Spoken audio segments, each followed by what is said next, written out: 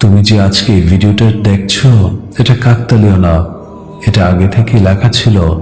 আজ তুমি বদলানোর ডাক পাবে। এখন তোমার জীবনে একটা দাঁড়ানোর সময় এসেছে। এই দুনিয়া তোমাকে অনেক কিছুই শিখিয়েছে।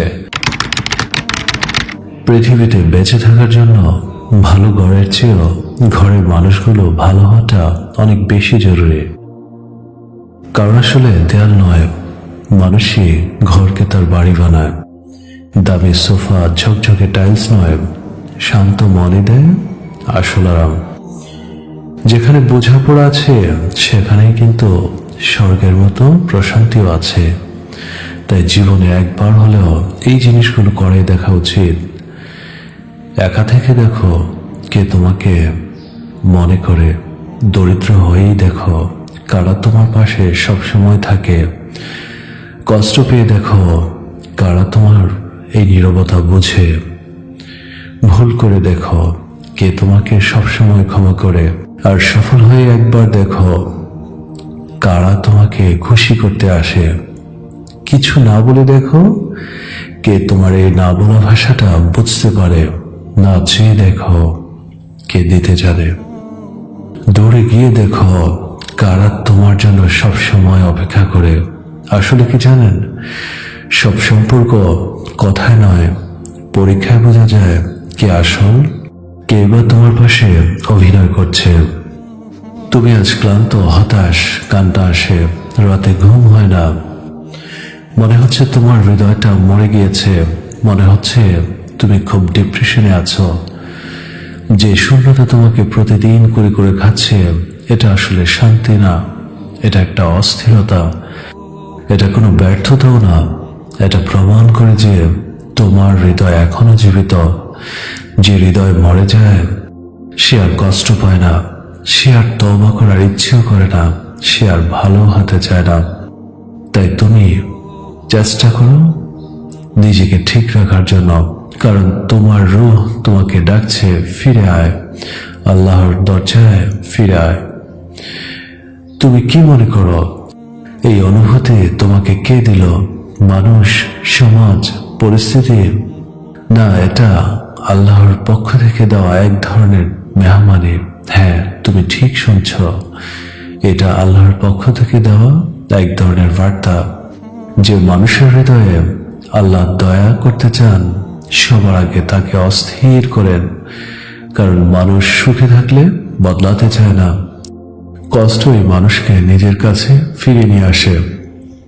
অস্থিরতা মানুষকে সিজদায় পাঠায়। তুমি যে আজকে এই ভিডিওটা দেখছো এটা কাকতালীয় না, এটা আগে থেকে লেখা ছিল। আজ তুমি বদলানোর ডাক পাবে। এখন তোমার জীবনে একটা দাঁড়ানোর সময় এসেছে। এই দুনিয়া তোমাকে অনেক কিছুই শিখিয়েছে। মানুষের পেছনে দৌড়াতে, স্বীকৃতি খুঁজতে, ফলোয়ার বাড়াতে, নিজেকে প্রমাণ করতে, সবার প্রত্যাশা পূরণ করতে।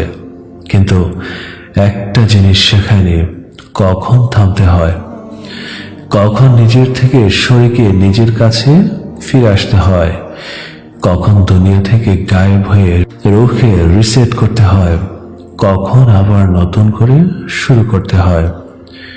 তুমি আজ এই অবস্থায় দাঁড়িয়ে আছো যেখানে তোমার হৃদয় চিৎকার করে বলছে একটু থামো, নিজেকে খুঁজে নাও, গায়েব হয়ে যাও কয়েকদিনের জন্য। মানুষ ভাবে গায়েব হওয়া মানে মানুষকে এড়ানো, কিন্তু না, তুমি কাউকে এড়াচ্ছ না, তুমি নিজের সেই দুর্বলতাগুলোকে এড়াচ্ছ যেগুলো তোমাকে ভেঙে দিচ্ছে। তুমি ক্লান্ত কারণ তুমি সবসময় অন্যের জন্য দৌড়িয়েছিলে, কখনো একবারও নিজের জন্য থামোনি।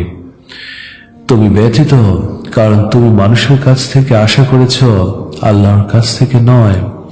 তুমি হতাশ কারণ তুমি দুনিয়ার শব্দ শুনছ, আল্লাহর নীরব ডাক শুনুনি কখনো। তাই গায়েব হওয়া মানে নিজের কাছে ফিরে যাওয়া, আল্লাহর কাছে ফিরে যাওয়া, হৃদয়কে সরিয়ে তোলা। আল্লাহ চাইলে এই মুহূর্তেই সবকিছু বদলে দিতে পারেন, তাহলে কেন তিনি তোমাকে এমন অবস্থায় রাখলেন? এটা কি একবারও কোনো প্রশ্ন জেগেছে মনে? কারণ বদলানো যদি সহজ হতো তুমি বদলে যেতেই, তোমাকে গড়তে হলে কিছু জায়গায় ভাঙতে হয়, কিছু ব্যথা লাগতে হয়, কিছু অস্থিরতা দিয়ে জাগাতে হয়। তুমি আজ ভেঙে আছো, এটাই তোমার নতুন জন্মের সিগন্যাল। আল্লাহ কাউকে ভেঙে ফেলে রেখে দেয় না, ভাঙেন শুধু বদলানোর জন্য। তুমি এখন সেই সময়ের মধ্যে আছো যখন আল্লাহ তোমাকে নতুন করে বানাতে চাইছেন। তুমি যে বদলাতে চাচ্ছ, এটাই প্রমাণ করে আল্লাহ তোমাকে ছেড়ে দেননি। যদি আল্লাহ তোমাকে ছেড়ে দিতেন, তুমি এই ভিডিওটা দেখতেই না। তোমার মনে হতো সব ঠিক আছে, গুনাহ করতে কোনো সমস্যাও নেই। কিন্তু তুমি তো এমন নও।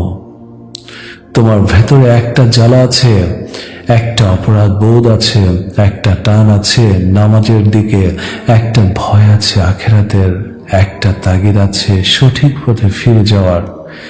এই অনুভূতিগুলো শয়তান দেয় না, এগুলো আল্লাহর রহমত। তুমি যত ব্যথা পাচ্ছ তত বেশি তুমি নির্বাচিত। হ্যাঁ, তুমি সত্যি নির্বাচিত। আল্লাহ তোমাকে ডাক দিয়েছেন, তাই আজ তুমি এই কথাগুলো শুনছ। এখন তোমাকে একটা কঠিন পথ বেছে নিতে হবে। তুমি যতদিন মানুষের চোখে বাঁচবে, তোমার পরিবর্তন কখনই হবে না। মানুষ তোমাকে প্রশংসা করলে তুমি ভালো লাগবে, মানুষ সমালোচনা করলে তুমি ভেঙে পড়বে, কারণ তুমি এখনো মানুষকে জাজ হিসেবে বসিয়ে রেখেছ। যে মানুষকে তুমি জাজ বানিয়েছ, সে তো নিজেও ঠিক নেই। তবে কেন তুমি দুনিয়ার কথা নিজেকে বিচার করবে? একবার ভাবো, হ্যাঁ একটু ভাবো। তুমি যতদিন না বুঝবে আল্লাহ তোমার প্রকৃত জাজমেন্ট, ততদিন তুমি বদলাতে পারবে না। গায়েব হওয়ার মূল উদ্দেশ্য একটাই থাকে, মানুষকে সরিয়ে দিয়ে নিজেকে আল্লাহর সামনে দাঁড় করানো। তোমাকে শুধু কিছুদিনের জন্য নীরব হতে হবে। মানুষ ভাবে পরিবর্তন মানে বড় বড় রিসলিউশন, মানুষ ভাবে পরিবর্তন মানে দুনিয়া কাঁপানো কিছু। কিন্তু আল্লাহর কাছে পরিবর্তন হলো একটা সিজদা থেকে শুরু, একটা কান্না থেকে শুরু, একটা আমি ভুল করেছি থেকে শুরু, একটা যে আল্লাহ আমাকে ক্ষমা করুন থেকেই শুরু। তাই গায়েব হওয়া মানে নিজের ভেতরের শব্দগুলোকে বন্ধ করা। তুমি এতদিন মানুষকে শুনেছ, একবার আল্লাহকে শোনো।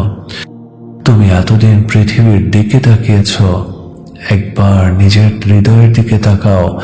তুমি এতদিন দৌড়িয়েছ, এবার থামো। তুমি জানো সবচেয়ে বড় শক্তি কোথায় আছে? হ্যাঁ, পৃথিবীর সবচেয়ে বড় শক্তি কোথায় লুকিয়ে আছে তুমি জানো? নামাজে, রোজায়, সাদকায়।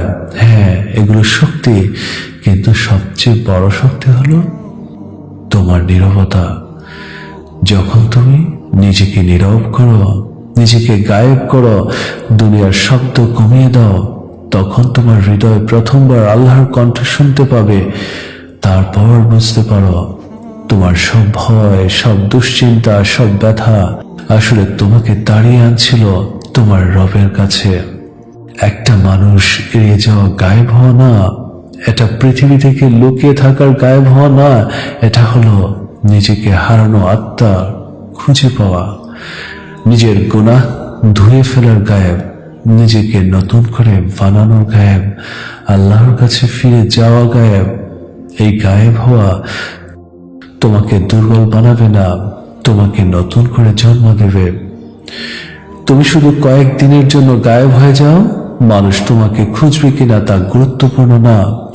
আল্লাহ অপেক্ষা করবেন তুমি ফিরে আসার জন্য। আর যখন তুমি ফিরবে, তুমি আর আগের মানুষ থাকবে না। তুমি হবে সেই মানুষ যে আল্লাহর কাছে ভেঙে গিয়েছিল, আল্লাহর কাছ থেকে নতুন করে আবার নিজেই হয়ে উঠেছিল। এখন আমি তোমাদের হৃদয়ের আরেকটা দরজা খুলে দিচ্ছি। এই দরজাটা খুললে তুমি নিজের ভেতরে এই মানুষটাকে দেখতে পাবে যে এতদিন চিৎকার করেছিল আর আমি ফিরে আসতে চাই, আমি হারিয়ে গিয়েছি। আজ তুমি নিজেই ভাবো, সেই বাজ, সেই ব্যথা কি প্রথমবার বুঝতে পারবে আর আল্লাহর দিকে তাকিয়ে বলবে, হে আল্লাহ, আমি ফিরলাম।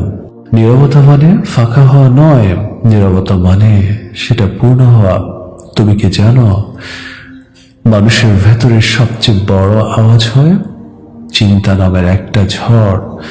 এই চিন্তা তোমাকে ক্লান্ত করে, অশান্ত করে, আতঙ্কিত করে, তোমার সঠিক সিদ্ধান্তের চোখটা বন্ধ করে দেয়।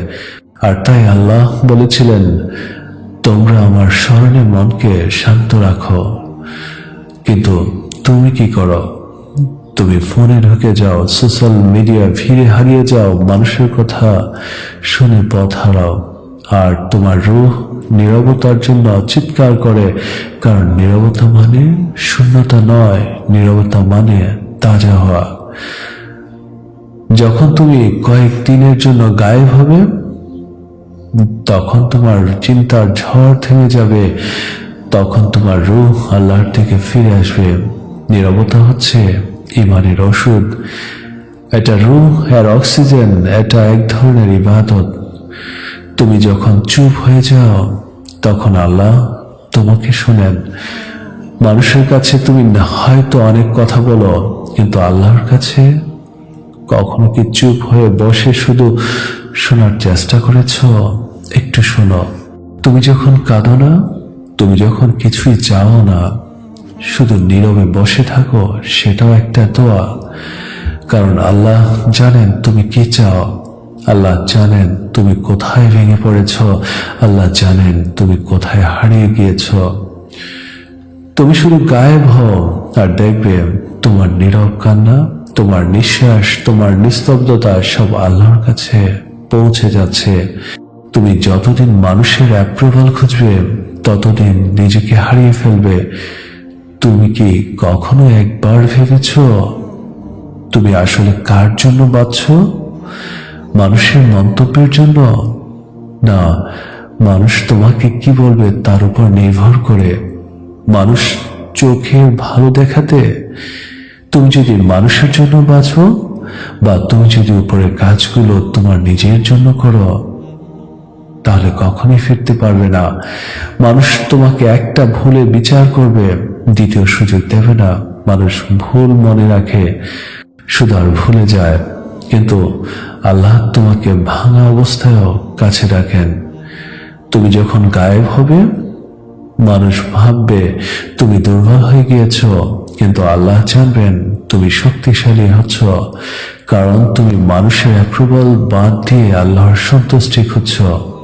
এই বদলটাই তোমার জীবনটাকে পাল্টে দেবে। নিজের ভেতরের মানুষটাকে সত্যি খুঁজে বের করার চেষ্টা করো, কোনটা ভালো কোনটা মন্দ তা জাজ করো। দেখবে জীবনে অনেক কিছুই তোমার পরিবর্তন হয়ে যাবে।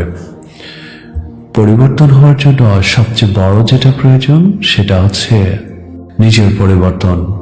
নিজে সঠিকভাবে সঠিক সময়ে সবকিছু বোঝা।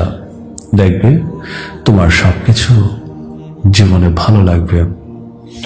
হে আল্লাহ, আমাদের প্রত্যেকটা মানুষকে সঠিক সময়ে সঠিক সবকিছু বোঝার তৌফিক দান করুন, এবং মৃত্যুর পূর্বে আমাদের সবাইকে মুমিন বান্দা হিসেবে কবুল করে নিন।